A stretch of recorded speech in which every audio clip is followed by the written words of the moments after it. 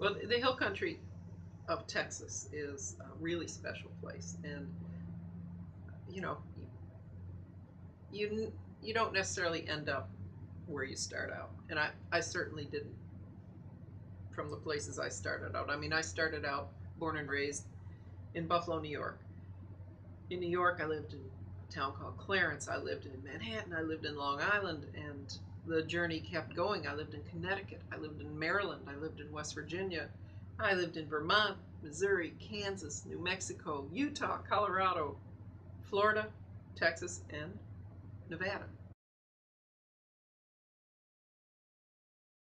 There's a lot of places to live. That's a lot of places. I know. And, and some of it by job, some of it by marriage, some of it by divorce, some of it just by wanderlust.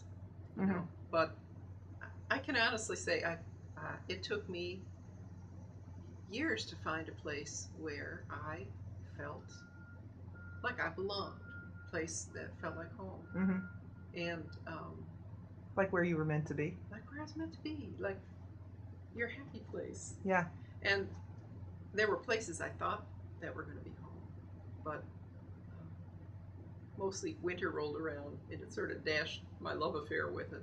Mm-hmm. But Texas has no winter, and it was a place that I naturally felt I belonged, and so it's kind of a miracle after all this time to feel at home somewhere.